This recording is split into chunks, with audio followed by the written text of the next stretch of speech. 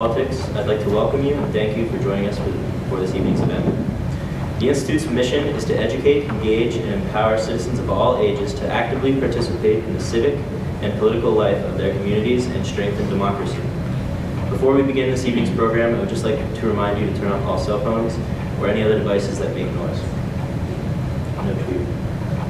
Tonight's moderator for New Hampshire Primary Stories Part 2 will be New Hampshire Democratic Party Chairman Ray Buckley.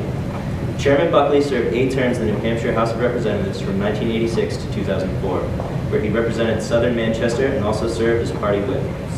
In addition to being chair of the New Hampshire Democratic Party, Buckley currently serves as the president of the Association of State Democratic Chairs and as a vice chair of the Democratic National Committee. Joining him on our panel tonight is Chris Spiro, Kathy Sullivan, and State Senator Jeff Woodburn. Thank you all for participating in tonight's event. Following our panelists' remarks, we will have a brief question and answer period. Now to further introduce our panelists, please welcome Chairman Ray Buckley.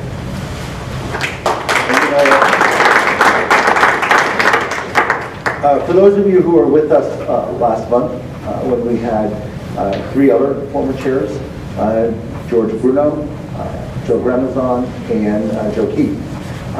And I think the most interesting part, obviously the stories are all very interesting, but really the question and answer. So start thinking about questions that you would want to ask them. Chairman Spiro we have a picture at the State Party office of Chairman Spiro at the rally with John F. Kennedy the night before the election in 1960.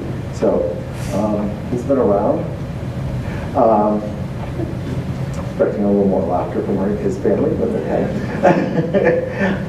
And he also served in the New Hampshire House for many years, serving as Democratic leader and the Democratic nominee for governor in 1984, along with being State Party chair from 1991 to 1994. He probably had the greatest executive director in the history. that was But Chairman Spiro was very involved in the Ed Muskie campaign in 1972. He was the state chair for Senator Birch Bayh in 1976, was highly involved as a co-chair in the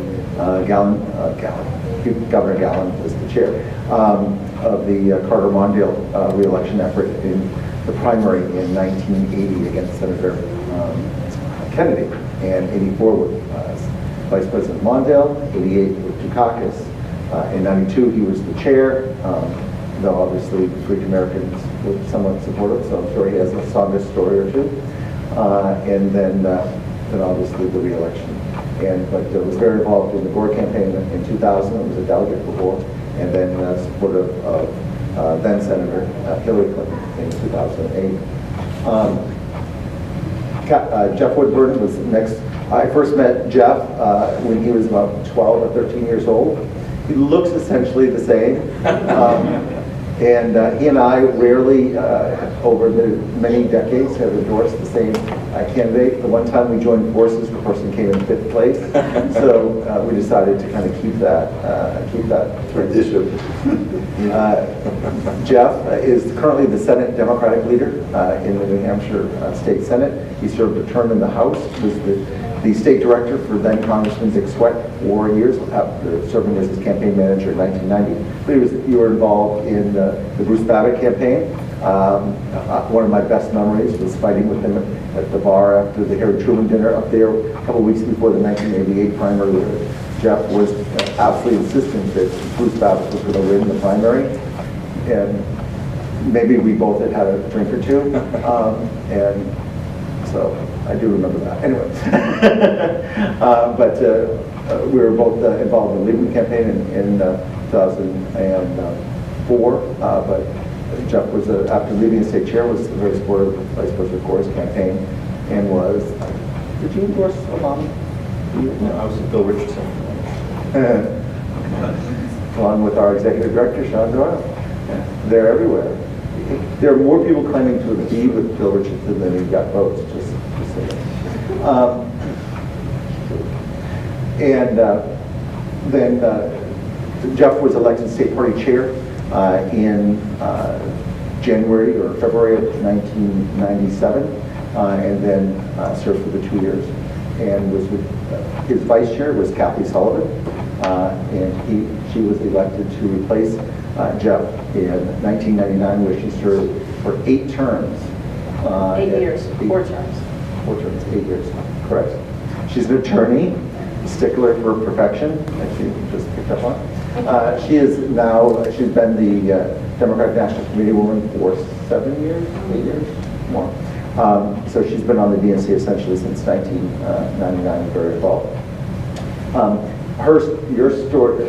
She's a legacy Democrat in the sense that her parents were both very involved.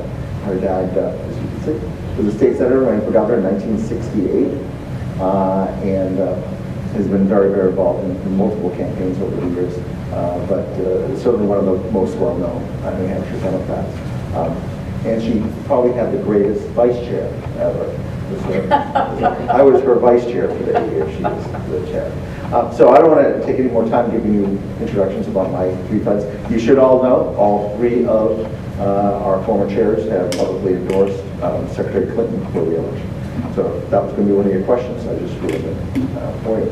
So folks, there's a lot of young people here. And one of the things that I like to do when I'm talking to young people is to talk about different experiences that, to me, really talk about the essence of the New Hampshire primary.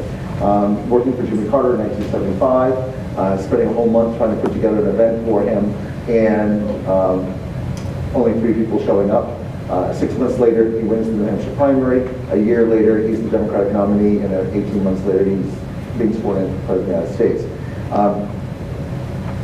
Why I think that really exemplifies the New Hampshire primary is that people really need to work for who they feel is best, and oftentimes that person ends up being successful. And it really, one person makes a difference, multiple people make a difference. So I don't know, Chris, do you want to talk about maybe a story that you think really kind of exemplifies your experience? Yeah. Well, first of all, congratulations for being interested. It's not, for me, the participation in public life is the most rewarding thing that you can do. So be involved, and remember, you're not born unless a politician signs a birth certificate. You can't get married unless you get a license from a politician, and you haven't died unless somebody certifies your death by giving you a death certificate.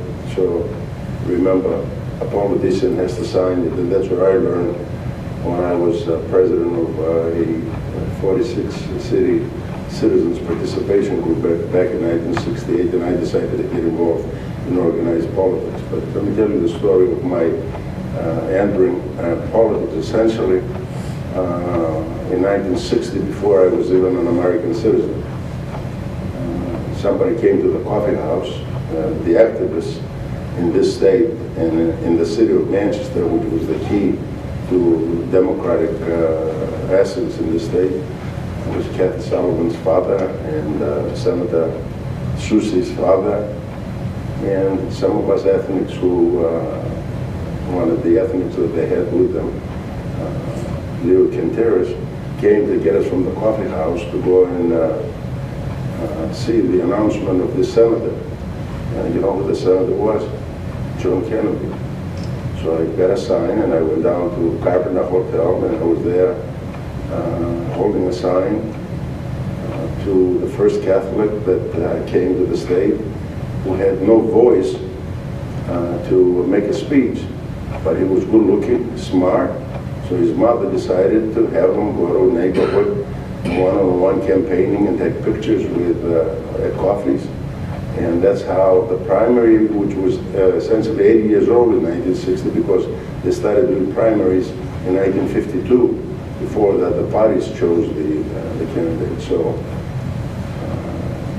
Kennedy won the New Hampshire primary, and he was the first, and I don't know who else has ever returned to the state of New Hampshire after winning New Hampshire the night before the election. Kennedy came back, and he took us again to Victory Park. I remember Seattle Susie being there at Victory Park, which is downtown Manchester. You see it now, they're fixing it up near the library, and I was holding a sign, John F. Kennedy sign, and the Union Leader, newspaper here that caused a lot of people brain damage over the years, if you read it or not. Anyway, for many years I was their poster child. They sold more newspapers as a result of spirit being in politics in this state than anything else. So I threatened to return so they can get back to selling newspapers, but since they sell right-wing politics, I decided not to do it. In any event, I remember John Kennedy, that they beat him up so badly during the primary. He said in that building, the building was about 150 meters away, the Union Leader building. He said, in that building, there's a bad guy. Make him write the headline on Wednesday morning, JFK is president.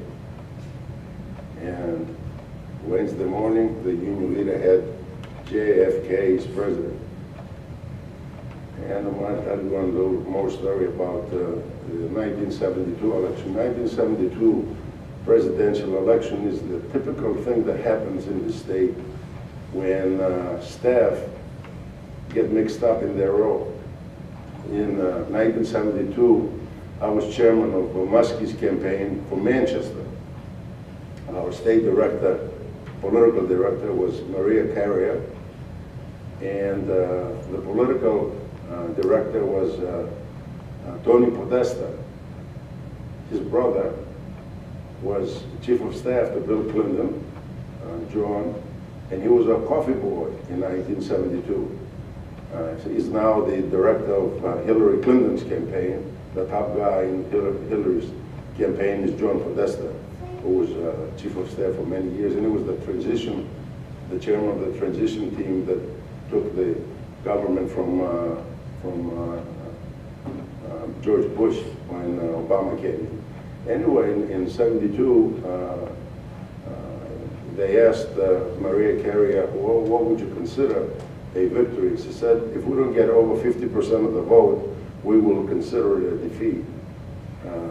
McGovern got 33% of the vote, Muskie got 48% of the vote, and he lost the election. The national press pictured McGovern as the winner because he got 33%. He was only supposed to get from a favorite son because Muskie was from Maine. Anyway, they played it up. McGovern won the nomination, and then we lost 49 out of the 50 states in the 1972 election to Richard Nixon. Candidates are to be careful because the state is a small state and every vote counts, and all of you have to know that votes are picked one by one like the chestnuts are in my village over in Greece. So you've got to be very careful. You pick them and put them in your satchel and keep them there. So I advised the candidates to come early to pick the chestnuts, and then I did an interview recently with the New York Times about Joe Biden wanting to enter the race, and I said, Joe has been my friend for 40 years. My advice to him is stay home because the chestnuts in New Hampshire have been picked. So he has to go into somebody's satchel to get chestnuts. Otherwise, he's going to find no chestnuts when he comes up to pick them. And anyway, in 72, Muskie's wife went to Moscow, and the Union Leader depicted her as Moscow Jane. So we had a meeting with George Mitchell, who became the president of the Senate, the night before Muskie decided to have a press conference in front of the Union Leader to blast him. I remember it was yesterday. It was snowing out. 6 o'clock in the morning, I got up. My head was spinning, and it snowed pieces like this. It was just snowing. And we went over there, and he got up on a little truck, pickup thing, whatever it was. He started being really angry, and the Union Leader said Muskie cried because the snow fell in his red face coming down. Muskie cried, and he lost the election in 1972. The irony was that some people suggested Secretary Clinton had a tear or welled up in her eyes, and it helped her win the New Hampshire primary just a generation later. Exactly, but you see they played it, the union leader played it, that he was weak, that he lost his temper, and for 12 years they had the window at the spot that he did it around with black embroidery to show that this is where the site of Mesquite Cried. It became a national symbol of people coming up here. So New Hampshire has... That's another stop. We can come back. Let's just do one story. Okay. You know, looking at the pictures here, I come from the northern part of the state. We have three who live in such a condensed area here, and it's lonely. It's always lonely to be running for office. Looking at the pictures from Dixville Notch and from Berlin with John Kennedy, and you know, my experience have been, you know, candidates really sort of being wandering around small communities, just looking for hands to shake. And I think different from any other political environment, this is them really being alone and in somewhat of a foreign territory because it's not a place they come to frequently.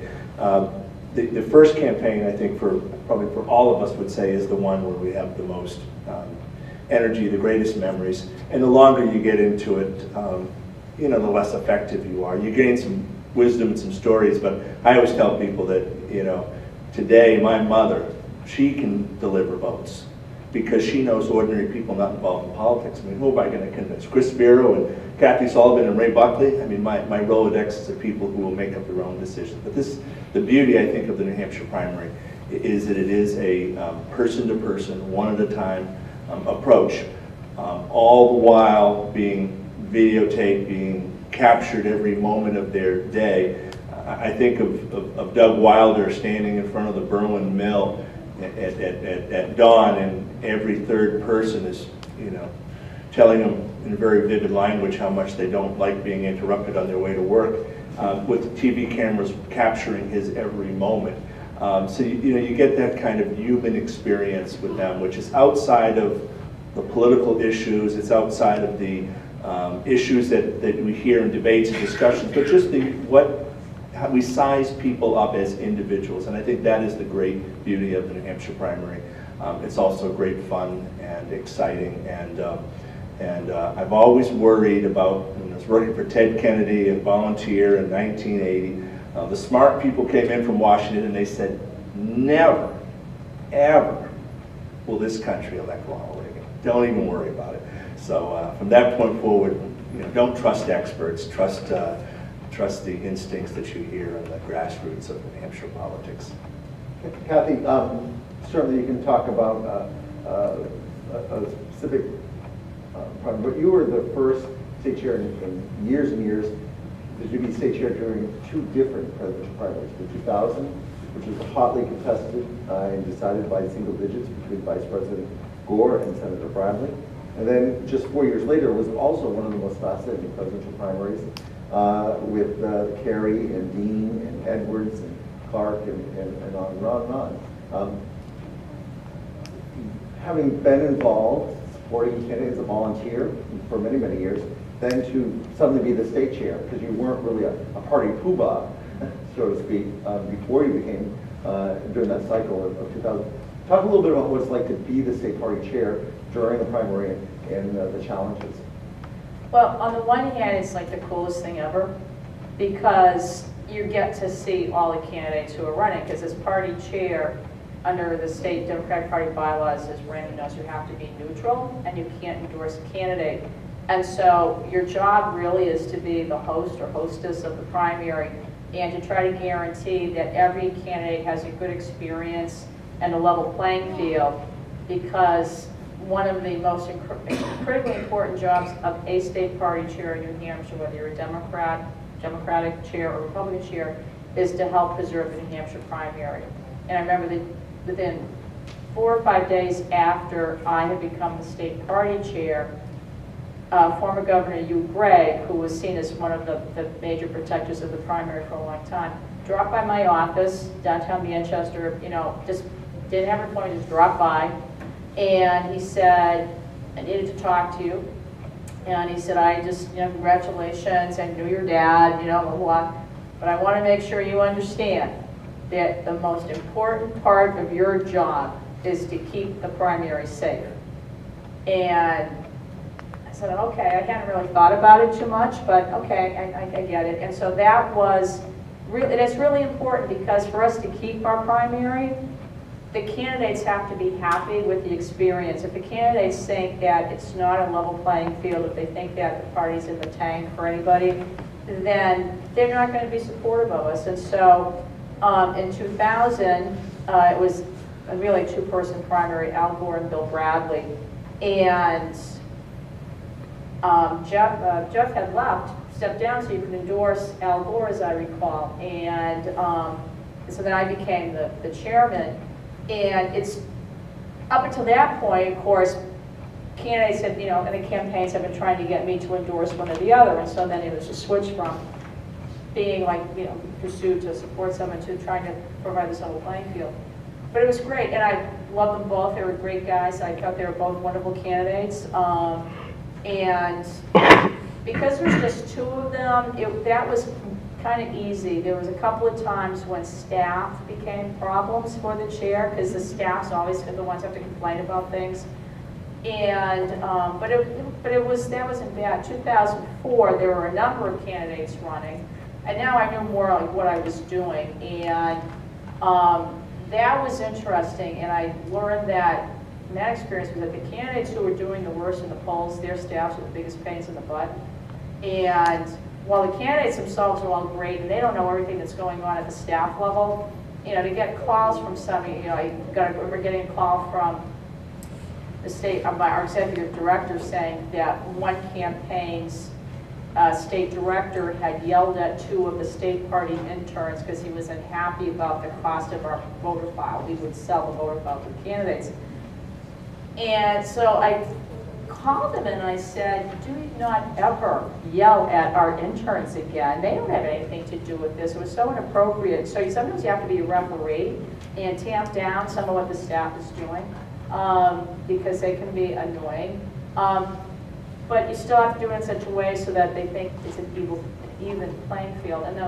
But there's always supporters who think the party is trying to get somebody elected, somebody, you know, that we have a favorite. And I remember Raymond telling me once that, I can't remember what election it was, that by the time the primary got around, you didn't even want to vote for any of the candidates because they all annoyed you so much. And they're, you know, and it really is true that we all try so hard not to play favorites. And sometimes it's hard because more of your friends are on one campaign than another. But you gotta be straight and you gotta really try to have that level playing field so that the candidates, their supporters, and their staffs feel that when they come to New Hampshire, the party apparatus isn't gonna put its finger on the scales for anybody. And I think we've been pretty successful at doing that over the decades. Chris, you talked a little bit about, when you referenced yourself as an ethnic during John F. Kennedy's campaign, but it was just a few years later that Mike Dukakis ran for president, having been governor 3-4 terms in Massachusetts, and then ran for president. Part of, if you ever come to the state party, you'll see lots and lots of photos. We try to rival the IOP for political memorabilia. One of them is the picture of Governor Dukakis announcing in the Mill Yard, with you standing behind him, and there's another picture later on that has you standing with him on stage on election night. Talk a little bit about what it was like, because it was probably a different feeling seeing somebody of your same heritage who was first generation. Parents had come over from Greece. What it was like to go through that experience, and how did you collect votes for Dukakis? Was it any different than collecting votes for some other candidates? You know, I wrote very few times about my experience. One of the experiences that I wrote for a magazine was the time that I stood next to Mike Dukakis when he announced as an ethnic. And it was a feeling of saying only in America this can happen. My mother was born in Manchester and went to Greece at the age of 2 and raised her family there. Dukakis was the exact opposite. His parents came here and had him. So there are two ethnics who essentially, one was born from parents who were Greek, ethnic, the other one from a Greek American, but still there was no family tree. You know, if you look at Kathy, for example, she has a family tree. A father who was involved, mother who was involved in politics, she was involved in politics. My mother was an American citizen, but couldn't speak English. My father was not an American citizen when I got elected to the legislature. So it was a feeling to say that the process, the political process in this country gave a chance to John F. Kennedy, who was the first Catholic to enter. Mike Dukakis was really the first ethnic to be nominated.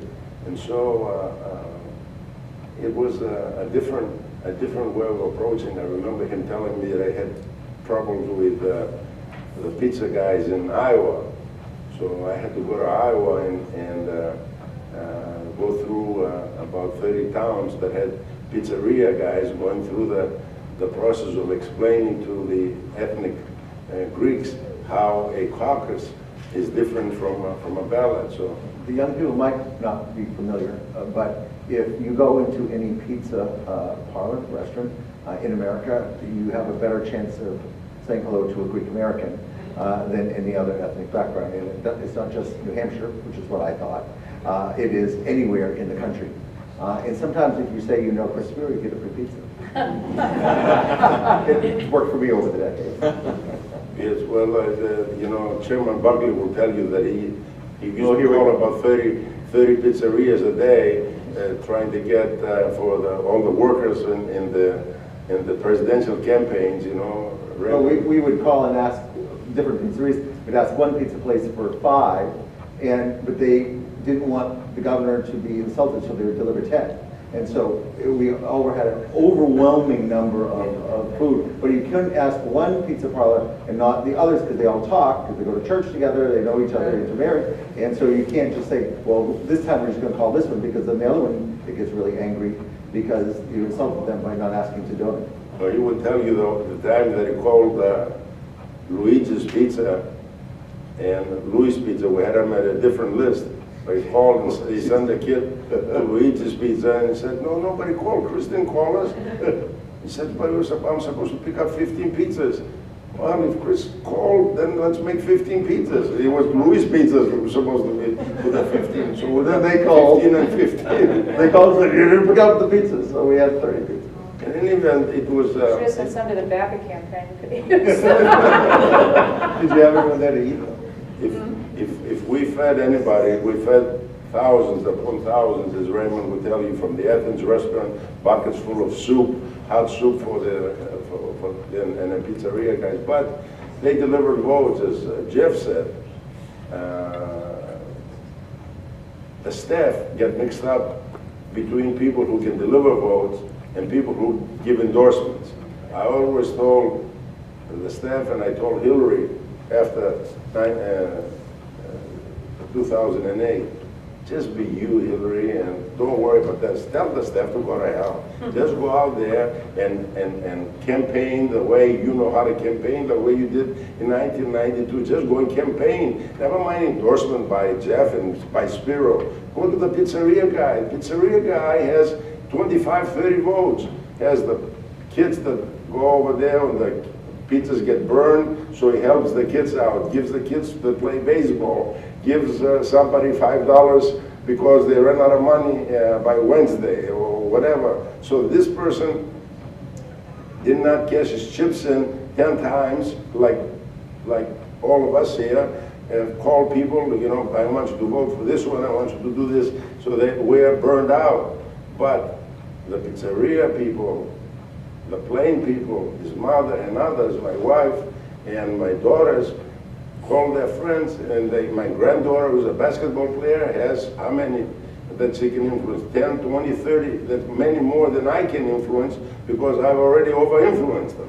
So it's important that if you're going to become a staff person, is to make sure that you get the pure deliverers rather than the endorsers. Endorsements don't get you votes. What gets you votes is somebody that knows, that has 5 people that can bring them out on election day, and 5, 10, 15, 20, and at the end of the night, you have the satchel full of chestnuts.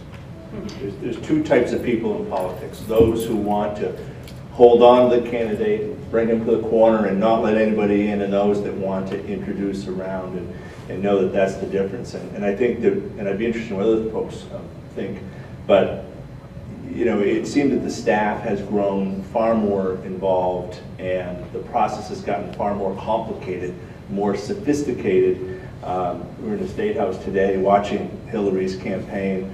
You know, she's going to step here, step over here, and if she has to sneeze, she's going to point that way. And, you know, it's all organized. And it seems that, you know, even not too many years ago, the candidates kind of moved freely around. I mean, Bill Clinton was the last person to leave every single dinner that he went to and would talk to anybody as long as they wanted to talk. And I think that is the New Hampshire experience. And as this world gets increasingly complicated where they know everything about you and they can send you an individualized message, you know, still face-to-face is the most effective way to win people's hearts and get their votes. So, you know, that's a change that is occurring, and but I think ultimately the New Hampshire primary forces big shot politicians to come down to earth, step over the rope line, and go out there and mix it up. And you know, I was at an event with Hillary Clinton last week, and I'm a teacher, former teacher, and one of my last question, you know, all the hands went up, and I picked this kid, and he asked a hateful question to Hillary Clinton, and she hit it out of the park. You know, if we try to protect her from that, and everybody knows it's scripted, but she did great. When the pressure was on, she delivered. She did terrific, and you know, that's the process that we should be trying to create in New Hampshire. Yeah, and I think that we saw that here at the IOP recently when Hillary Clinton was here for the Politics Today, and just take questions from people. And there was sort of this, like, you know, a couple of quintessential New Hampshire moments. There was a man who had been, he said, I've been with the New Hampshire Fish and Game Department as a biologist for years, and I wanted to just talk to you about this problem we're having with our moose population. Our moose population is being decimated, and I hope that's something I become president and think about. And he gave like a little stuffed moose. And I talked to some reporters later, and they had not a clue what he was talking about. But and Hillary Clinton's like, you know, I don't know about this, but I'm going to find out. I'm going to keep this moose on my desk. And so as I said, you know, trying to reporters later, and I said, yeah, there's a real we have a real problem, a serious problem with our moose population in New Hampshire because of ticks and climate change, and it's all, you know, climate change and all these other issues. And only in New Hampshire does somebody who's, you know, regular guy, he's worked for the state, and he's concerned about an issue, and he gets to get up there and say, you know, I'd like to talk to you about this problem. Yeah, and it happens in Iowa too, but only in these 2 states do you really see that. And I remember to something that both of you have said when, in 2008, when Hillary Clinton came back from Iowa and was on the ropes, the press had written her off. Her national campaign staff, except for her communications people, had basically written her off. They were here, but we never saw them. You know, it was her New Hampshire staff, her national communications people, and Hillary Clinton were the, you know, people working. And she flew in from Iowa, had a rally/town hall event in Manchester at the airport. And when it was done, she sat down on her bus, and it was Hillary Clinton, Bill Clinton, I think it was Dr. Susan Lynch was there, Sylvia Larson, Turnarelli, me, Bill Clinton, and Chelsea was there. And they basically said, what do we need to do? And we said, you know, people in New Hampshire make their minds up late, you just got to go out and talk to as many people as possible. And they knew that, you know, and they said, yeah, we know. New Hampshire voters make their minds up at the end. It's a fair state, they give you a chance. And that's what they did. They had 5 days, and they went out and did town hall meetings and answered the questions, and just over and over and over again, while soon-to-be President Obama, they sat on their lead, which is the worst thing you can do, is to sit on your lead. And he didn't go out, and he didn't do the retail the way that Hillary Clinton did. He gave some speeches, but other than that, he wasn't out there shaking hands and looking at people in the eye, to the point where on the last day, on the day of the primary, Hillary Clinton was on Grant Street in Manchester at 5 o'clock, shaking hands through the windows of cars at commuter time, saying, I need your vote, the polls are still open. And of course, Channel 9 is, offices are there, so they came out with the camera and she got on TV to say, I'm here, I'm working for every vote, I'm going to work for every vote. And she won, something that nobody expected to happen. She won by 3%. And that personal touch, and she went out there and she tried to reach as many people as possible, and that made the difference. And people talk about, oh, did she get a little choked up in Portsmouth, and all of that. Now that wasn't it. That was Hillary Clinton going out there and talking to people and showing who she was to people and doing it across the state, and Bill Clinton pitching in. And it was an amazing thing to see. That to me was the best New Hampshire primary, to see how that she turned that around just through hard work and doing it the New Hampshire way.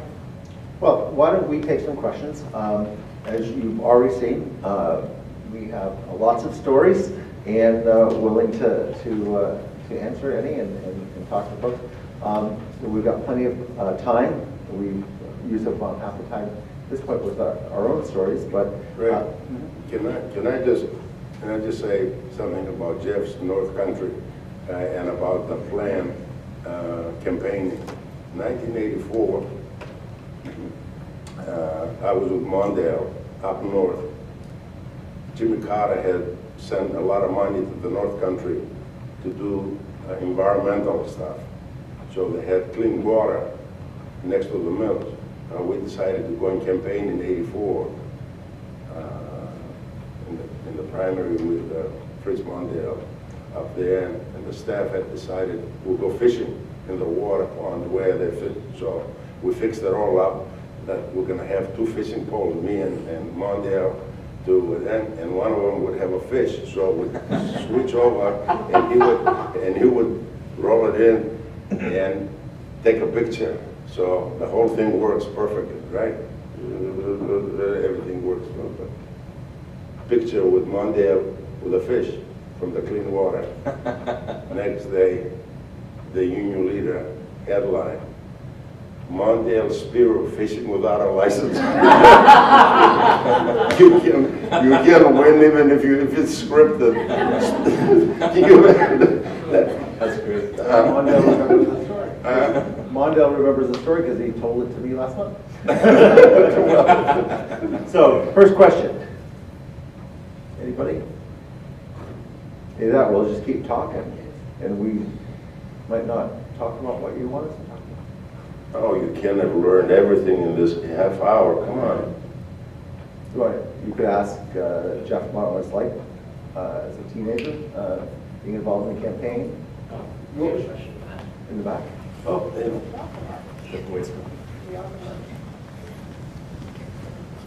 I have a question about it. It kind of coincides with the primary, but at the same time, Maggie Hassan has come out and said she'd like to run for the Senate seat that Kelly Ayotte currently occupies. So my question is, how does a candidate at the state level go up to the national level while at the same time there's a presidential election going on? So how can she mobilize voters and get her message out well you have so many other messages competing for New Hampshire voters' attention?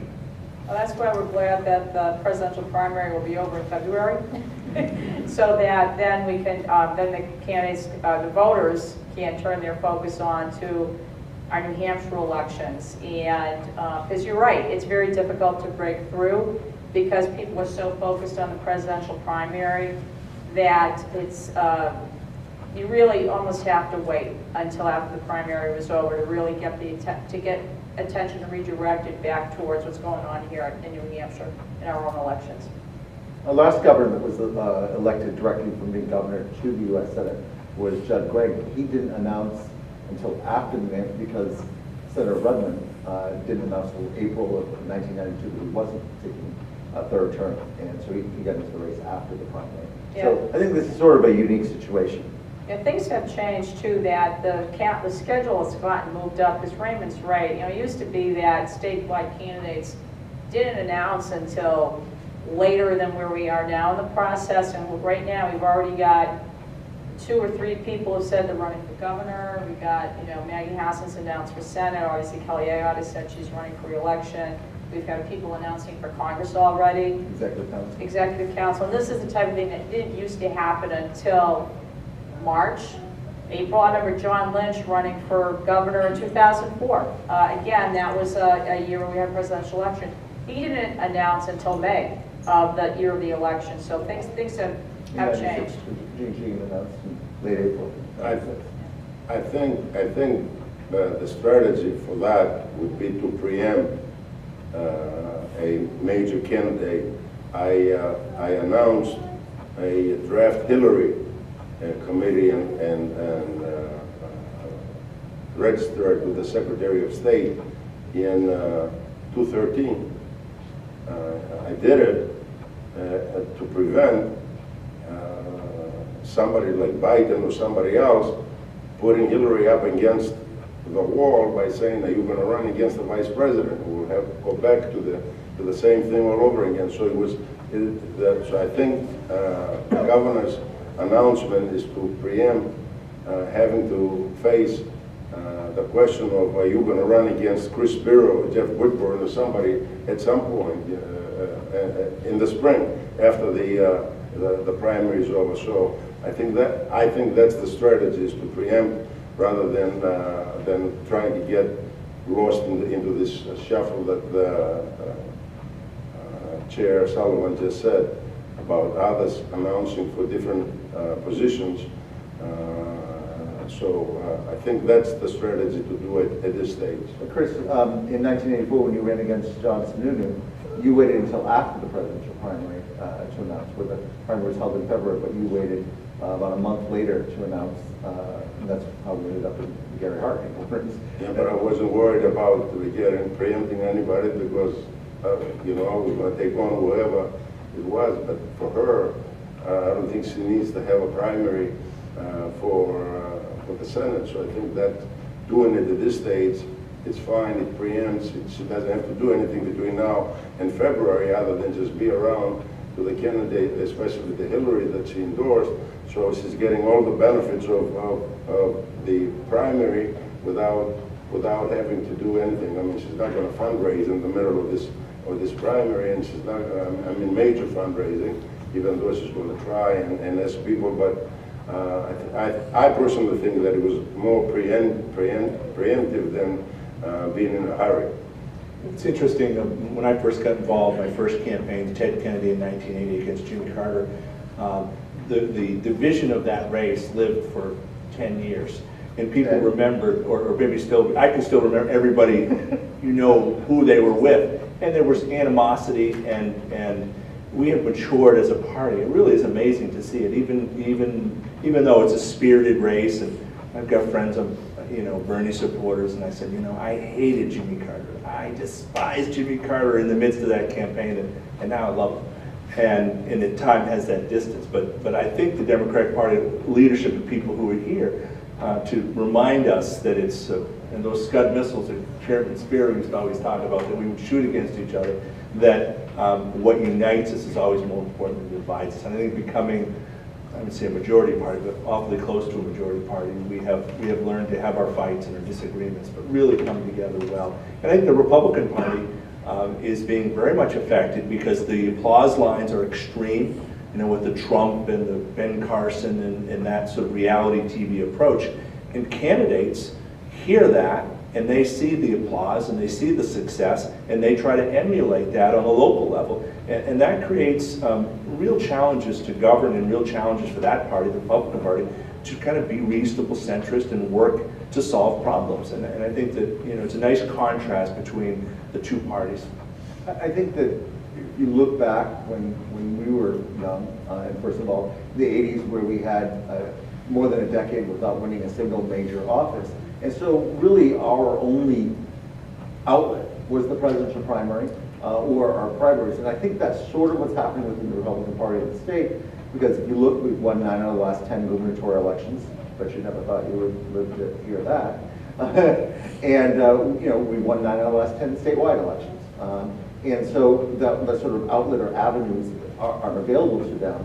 anymore. And I think that's part of why we have matured as a party. Just people not take, we all understand the stakes, and it's not just about being involved or being part of a primary, but the people you vote, you're elected to support, actually need a united party to get elected governor, U.S. Senate, Congress, and Speaker, Senate President. And I think the two lessons were learned in the 1980 primary. That the most divisive, I remember giving 121 members of the House to Jimmy Carter, and then Ted Kennedy calling me up and asking me to support him and endorse him for the primary. And I told him that it was totally stupid to be running against a Democrat and to divide the party. And I wanted to beat Jeff Woodburn up when we lined up with him.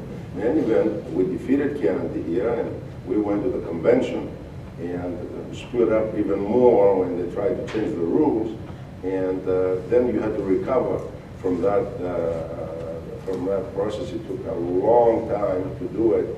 And as Chairman Buckley just said, you know, we talked about it, he and I, and what happened simultaneously that we had this elbow dancing ourselves out of the arena in 1980. We also had several Democrats who got into the Republican strength, and Sununu at the time was the strategist who knew exactly what to do. He went into Manchester and to the vicinity of Manchester and started courting our Democratic candidates for mayor and others, and gave them positions and did things. And so they took the heart out of the Democratic Party's strength, which was Manchester and vicinity. So Chairman Buckley and I talked about it, and I said to him, if we don't do something about Manchester and the area, if we don't stand here and start working day and night in Manchester, and that's how he became party chairman in Manchester, and then Chair Sullivan came in. That's the strength. That's where 50% of the vote of the Democratic Party is in, maybe more than 50%, in Manchester and the vicinity. And when they co-opted us for a period of time, along with the inter-party squabbles, we had some of the worst times in our history. And once we did that in 1992, we won the presidential election for the first time since 1964. Bill Clinton, he won it again 2 years later. And if we didn't have the split back again in the year 2000, where Bradley found it necessary to run against the most successful vice president in the history of this country, and he found it necessary to divorce himself from Bill Clinton after being married with him for 8 years. So we lost New Hampshire by 3,000 votes, whatever it was, and we lost the presidency. Gore didn't need Florida, even though he did a stupid mistake there of not calling for the entire state to be recounted, and he would have won. If you had won New Hampshire, and if you allowed Bill Clinton to visit New Hampshire once, he would have won New Hampshire and he would have been president, and we wouldn't have George W. Bush for 8 years. And Bill Clinton believes that before. Well, and so does, I remember Al. We should believe it. If he came here once, we would change, you know, the Bill Bradley voters who were disappointed and didn't show up during the election. Well, you know, and Al Gore said the same thing. He said, I remember saying to him after we lost New Hampshire in 2000, the presidential race, and I said, I'm so sorry we couldn't bring New Hampshire home for you. And he said, that was our fault. We didn't spend any money up here. We just ran the wrong campaign. And it was sad too, because Chris is right. Had he taken New Hampshire, he would have been president, and he lost by 7,000 votes. It was like, oh. And they thought about having a recount here. I had a check on my desk at my office in Manchester for 2 days to pay for the filing fee for a recount. And then they decided to not go through the recount. They decided 7,000 votes would be too many to overcome. But that was a hard one. That was a real heartbreaker. Although 2004 was weird too, because we felt here, this is great, you know, John Kerry's going to be president, he's going to beat George Bush, because we all felt John Kerry winning. Well, yeah, he won New Hampshire, but he didn't win the presidency, it was such a disconnect. So. Senator Cersei. Thank you all. One of the things that you've talked a lot about is how the candidates here, when they're here in New Hampshire, look for votes and what happens in the primary. I wondered if you could talk a little bit about how delegates are selected for the convention and a little bit about the convention process. And I mean, I think the two parties are different in the way they do that, but that's another important role that we play here in New Hampshire, and certainly as party chairs, each of you have had varied experience. I got to tell a story about He's the expert on those things. So prior, 1976 and prior, the delegates were actually on the ballot and really didn't have any connection to how you voted in the presidential preference primary. And so you tried to get the most popular people and get them elected. So there was this big reform happening on the national level, and they radically changed how the delegates are selected and how they get, so they're not on the ballot, they're selected in caucuses a couple weeks before the primary. I was 19, working in Chris's office at the State House. I'd been working at the state party, so his first challenge, I just started there weeks before. He goes, how do I get elected delegate? And I said, well, it's all about get out the vote. And so because that didn't make any sense. And what happened is the campaigns at that time could select with those caucuses to select the slate, or is that it's just apportionate based on the primary. And the woman who was the campaign manager for Jimmy Carter in 1980 was a woman from the Dover area, Jean Shaheen. And she wanted to be delegate. So she scheduled the, I know I'm telling your story, but it's one of my favorite stories to tell. So she scheduled the caucus, not in Manchester, but in Dover, at the Dover High School. So Chris is like, how are we going to do this? I said, you rent buses and you put Manchester people in them, tell them, vote for Chris Spiro and nobody else. And give them pizza. And Chris came in #1 in Dover, despite the caucuses. Yeah. 4 buses. It is a very odd, it's a complicated process, and the delegate selection for the Democrats like this thick, as Raymond and I know, because we've written the plans for every 4 years. And as we were saying, long story short, if a presidential candidate gets 15% of the primary vote, he or she is then entitled to a proportionate share of the presidential delegates from New Hampshire. So before the primary, each presidential candidate holds a caucus, and a slate of delegates is selected for that candidate. And so if that candidate gets at least 15% of the vote, some of those people who were elected at the caucus will then become delegates. And it's always a difficult thing because people get upset about, again, the caucus held in Dover for a couple, there was I remember there was one year where there was a caucus in Manchester for Kerry and then in Concord, and people were furious. It's just you Manchester people and Concord people want to control this, and the party needs to do something. I said, it's not the party's fault. The candidates pick where it's being taken place. And then I think the Republicans, I think they just pick them. It's not even an election. It's just they submit the names to the Secretary of State. Yeah, they submit the names, and that's the end of it. And the Democrats were really strongly with diversity. Half the delegates have to be female, half have to be male. We have goals that we set to have people from diverse communities, GLBT, youth, seniors, and racial, ethnic minorities. So we really make a real effort. And of course, one year, I'll tell more stories here, but I remember there was a candidate whose delegate selection process was such that they had not one delegate who came from one of our categories of goals. And so they then got to pick another 3 delegates who were just sort of add-ons. And so they had a woman who had run and did not win who was Latino. And I called and I said, listen, your 3 add-ons that you've submitted, they're all traditionally, Caucasian, blah, blah. I said, that's wrong. You need to do something. And they said, oh, no, we're not going to do anything. And I said, you have to do something. This is absurd. And I yelled at them. Sometimes that's your job. And said, what did I say? You were going to tell the press. That's right. I was going to tell the press that your candidate's staff refuses to put a person from a diverse community into your delegate pool. So one person, they said, okay, they'll pull this one and put this other woman in. It was upsetting. And, but it's always such a process, because everybody wants to be a delegate, and I understand, because it's so much fun, but it's always hard, and there's a limited pool, and I've had more fights with people over the delegate selection process, I think, than anything. And then, of course, there was a year where, one candidate just would not approve anybody except for his own, sort of personal staff friends, and that was a problem. And again, I got blamed, party chair. They're like, why aren't you doing anything about this? I said, it's not my problem. So anyway, but it's fun, and I encourage people to run for delegate. And again, as you can see, there's a real difference between how we do it, which is an election process, and again, trying to reach out to diverse communities, and the Republicans. And I think it was 4 or 8 years ago, looking at their list, they didn't even have a third of the delegates being female.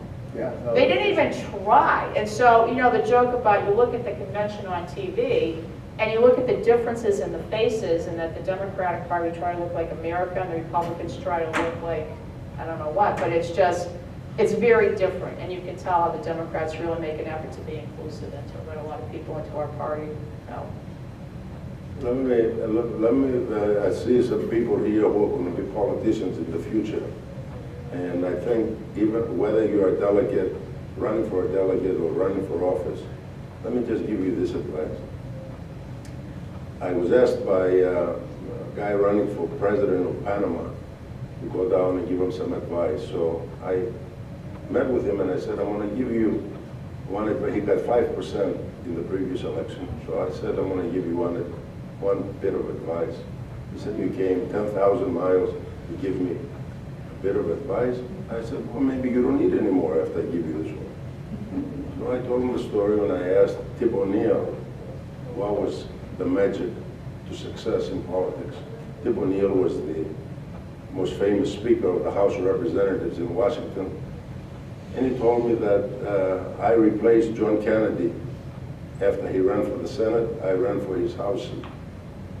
And I won. The day after, I walked out to go to do WBZ, and my nanny was the first person I met. Mrs. Murphy congratulated me, she kissed me, and wished me good luck. I said, thank you, Mrs. Murphy. Thank you for your support. She said, Tip, I didn't vote for you. I said, you didn't vote for me, why? You never asked for my vote. So I said to him, tomorrow when you wake up, you say to your girlfriend, to your wife, to your family, or whoever you meet first thing in the morning, I need you. And don't stop until the end of this election, which is 45 days from now. You need any more advice? He said, no. 2 days later, I was leaving and I met with his nephew, a lawyer in Panama. He said, you met with my uncle? I said, yeah. He said, let me tell you what he did last night. He had this meeting of 3,000 people and more. He got up, he said, I have a speech to make, 45 minutes to 50 minutes. He threw it away. He said, I had this guy came to tell me this story about Tip O'Neill. And he told the story. And then he said, I'm not going to make a speech. I want you to come by, introduce yourself, so I can tell you I need you. So everybody went by, he gave him the name, he said, I need you. And he won by 60%, because he asked everybody, it's a 6-year term in Panama. I said to him, you need all of them now, they need you for 6 years, because then you don't need them because you can't run again. So start, Senator, I need you. I have a bill in the Senate that I need you. We've got a question. Do you ever see the process change when you think about the long term in terms of the political process? Shortening it will stay to 6 months. We have so many people who don't have food on the table, who are homeless, and think about that money that's spent on campaigns, helping the people here in America that need help.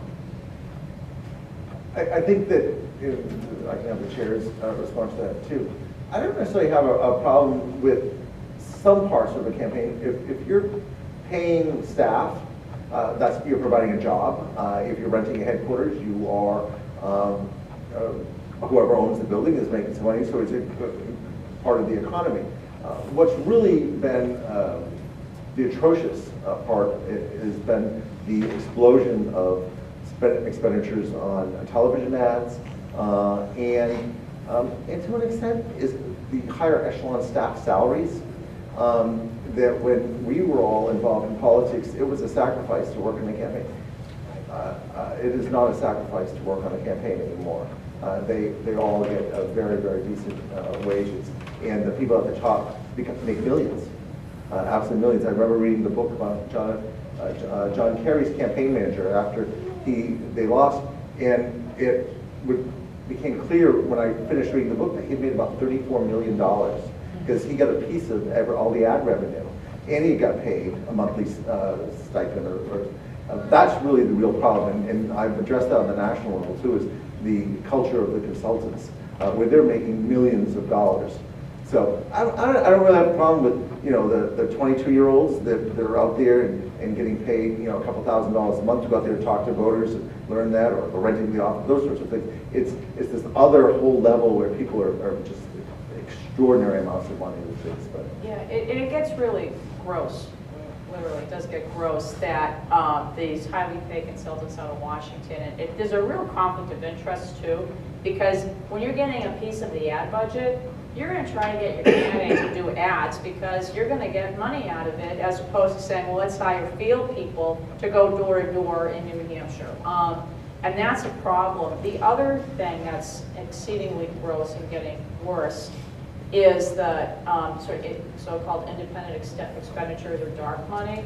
We have folks, billionaires, multimillionaires, writing extremely large checks to support a candidate almost set in such a way so that they, you see the ads, black and white ads where somebody's like, don't vote, or no, they say, call Jeff Woodward and ask him why is he a bad man, because they're not supporting or opposing a candidate, so it's not really campaign donation, although we know what's going on. The money that's being spent on this stuff is incredible. The super PACs, the Citizens United decision. And then there were these 501c4 so-called nonprofit groups, which are supposed to be really for to promote the social good. Well, what they really are doing is just misusing their nonprofit status to run these TV ads and these shadow campaigns. So that's really gross. But yeah, I understand what you're saying, that could this money not be better well spent on the greater good. Unfortunately, I think in some cases the money wouldn't, if it wasn't spent on in this way, it would not be spent for the greater good. It would be, sitting in somebody's bank account someplace. One of the vices to keep us occupied. Yeah, right, exactly. So it's, but it's a point well taken, and unfortunately, the big money is getting worse and worse, and we do need to do something about the culture of consultants, and also about the dark money independent expenditures, which is really disgusting. The problem is we have two things that I learned are expensive: democracy and education, as opposed to ignorance and oligarchy. And so you get to this expensive. Then you have the Supreme Court, which rules the freedom of expression. Freedom of expression is a costly enterprise, as we all learn. Okay, the Koch brothers, freedom of expression means $500 million to hear nonsense from the 14 candidates that the Republicans are fielding out there. So we have to put up with that. So it's a balanced thing that you have to. But if you didn't have the primaries, and if you didn't have this democracy in action, and if you didn't have the people that are involved here and interested in getting into the thing, what you're going to have is the money elbowing the arena of participation in such a way that only a few people are going to be in the arena, and the rest of us are going to be the recipients of their biased view of the world and how people should be living and behaving. So it's a tough balance to figure out. I don't think that's where we should be cutting back on democracy. I think what Chair Sullivan said about these people getting money for doing polls and coming up with all this nonsense decisions and spending. I was watching television. I've been in Athens. I was watching 6 hours talking about the same thing, you know, polls and this and what's his name said, and the many thousands of dollars that they're spending with this staff analyzing that they have no idea where New Hampshire is. They don't have no idea what it is to go down to a pizzeria guy and ask the guy, hey, how many pizzas did you sell today and how many people did you influence? Well, they're expressing, they're analyzing, and all these specialists and where are they coming from? I have no freaking idea. The night before the election, in the primary in 2008, as Lenny Davis was leaving, I wrote to the president, we're going to win tomorrow, President Clinton. As he was saying, everybody's got to stand to 12, 15 points behind with Hillary, and I'm leaving to go to Washington. As the chair said before, everybody left ship. I said, we're going to win, and we won the next day. And so it's the local people here in Ohio, in Iowa, and Chair and I are going to South Carolina to talk to the people who are there on the ground that have restaurants and pizzeria guys that can deliver votes. It's an expensive enterprise, but it's the best that I've seen around the world, that I've been a few times around. I think if you look at the history of the New Hampshire primary, you see that the quiet voices were amplified. And you look as far back as Jimmy Carter and that anti-Washington post-Watergate, that Jimmy Carter could emerge as a serious candidate. The Ronald Reagan right movement of the Republican Party in the country, was amplified here in New Hampshire when George Bush was, the moderate liberal Republican. Clinton and the economy stupid, a focus that, getting off on all these other issues. And even in this campaign, that the heroin issue was not on anybody's radar until they've heard it from people in the street. You stop somebody and, they pull you aside and they whisper, I'm tears in the eye that my son, is addicted and died, or I know somebody. I mean, this is how the process works. And if I would offer probably the best book on the New Hampshire primary, it will surprise you, Stephen King's The Dead Zone. Has anyone read that book, The Dead Zone? I mean, it is a quintessential New Hampshire experience where this candidate is running and he shakes his hand and he sees the future and he sees the evil of this person. We have the opportunity not to listen to sound bites, but to look in their eye, ask them what book they just read, ask them what their grandchildren's names are. These are people that we can get to know and be able to make judgments. Where I come from, life and death, do you have my back? When you're on the log run, do you have my back? Are you going to protect me? If I don't trust the guy behind me, I'm dead. And there's that level, an instinctive level of trust that you have to develop. And people will look across and make those judgments. And I think that's the unique opportunity New Hampshire has. Why don't we take one more question? One more. We can't even give one away. Well, let me just finish with what the chairman said, or Senator. There was this guy from Inappan, what's his name? The tall, big, Yankee. He said, Alyssa Meyer says to him, have you decided who you're going to vote for? Well, he said, I've only seen him 3 or 4 times.